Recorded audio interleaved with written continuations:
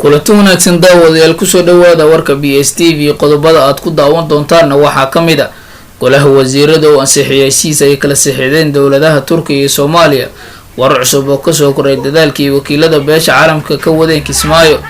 Kheyre oo isbitaal ku booqday askar ku dhaawacantay weerarkii shalay akhbaaraadka caalamka ee warkeena waxaa ka mid ah shimbiro sababay inay dhacdo yurad siday rakaab ka badan 230 qof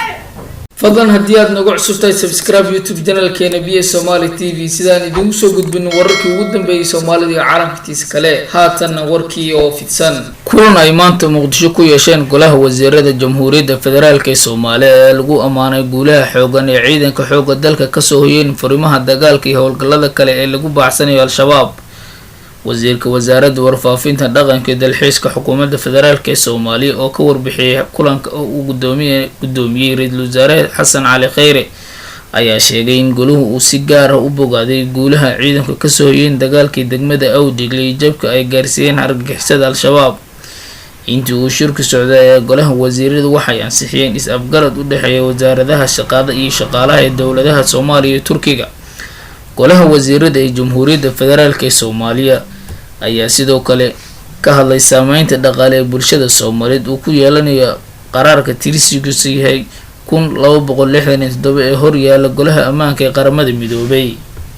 sida ay sheegeen wararka laga helay magaalada Kismaayo guddiga doorashada maamulka Jubbaland ayaa aqbalay labadii qodob ee ay wateen wakiilada beesha caalamka ee maanta tagay magaalada Kismaayo kulan dhexmaray wakiilada beesha caalamka ee hogaaminaya wakiilka qaramada midoobay ee Soomaaliya iyo guddiga doorashada ayay guddigu ku ogolaadeen in dib loo furo diiwaangelinta musharaxiinta u taagan doorashada madaxweynaha Jubbaland iyo in dib loo dhigo xilliga doorashada Jubbaland si musharaxiinta mucaaradka waqti loo siiyo qodobka ku saabsan wax ka bedelka shuruudaha musharaxiinta ayaa wali taagan iyadoo dadaalka beesha caalamka uu qayb ahaan hirgalay laakiin lama oga in ay aqbali doonaan musharaxiinta isbedel doonka iyo taageerayaashooda dadaaladii ugu dambeeyay beesha caalamka ayaa wali ka socda magaalada Kismaayo si looga baaqsado khilaaf iyo maamul kala duwan oo Jubbaland yeelato ra'iisul wasaaraha xukuumadda federaalka ee Soomaaliya mudane Xasan Cali Kheyre ayaa isbitaalka ku booqday askar ka tirsan ciidanka xoogga dalka ee shalay ku dhaawacmay weerarkii Al-Shabaab ku qaadeen saldhigga ciidanka ay ku leeyihiin degmada Awdigle ee gobolka Shabeellaha Hoose ra'iisul wasaaraha ayaa maamulka isbitaalka ka xog wareysay xaaladda caafimaad ee ciidanka naftooda horiyaasha ah ee ku soo dhaawacmay ilaalinta iyo badbaadinta nafta iyo maalka ummadda Soomaaliyeed dowladda Soomaaliya ciidanka qalabkiisa u diyaarisay qorshe daryeel caafimaad oo dhameystiran waxaana booqashada ra'iisul wasaare Xasan Cali Kheyre ay qayb ka tahay dadaalada lagu soconayo xaaladda caafimaad ee dhaawacyada laguna dhiirigelinayo ciidamada qaranka oo dhan askarta isbitaal ku jirta oo qaba dhaawacyo fudud ayaa ra'iisul wasaare Kheyre ugu mahadceliyay booqashada iyo dhiirigelinta waxayna ballan qaaday in marka ay soo bogsadaan ay si dhaqso ah dib ugu laabanayaan furimaha dagaalka si ay qayb uga qaataan xoreynta dalka oo dhan ra'iisul wasaaraha ayaa guud ahaan saraakiisha iyo ciidamada qalabka sida ee furimaha dagaalka jooga ugu mahadceliyay dadaalada isdaba jooga ee ay ugu jiraan soo afjaridda kooxaha argagixisada ee caadeystay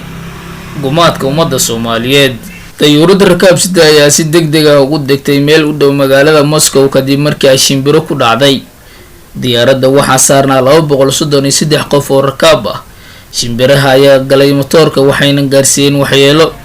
ugu yaraan 23 qof ayaa dhacdadan ku dhaawacantay sida ay sheegeen saraakiisha caafimaadka dayuuradan oo nooceedu yahay Airbus 321 ayaa u socotay deegaanka Simferopol Krem markii ay balaasheeda ku dhaceen shimbiro taasi oo matoorka diyaaradda waxyeelaysay warbaahinta qaarkood ayaa in diyaaradda ay degto ku tilmaamay mucjiso shirkadda ayaa sheegtay in diyaaradda ay burbur weyn ka gaartay garbaha ay ku duusho ayna duuli weyday baaritaan rasmi ah ayaa la sheegaya inuu socdo intaas ayaa kusoo gabagabeynaya war waxay dalkii dibadda naga soo gaaray waxaan idinkaga tegayaa sidaas iyo nabadgelyo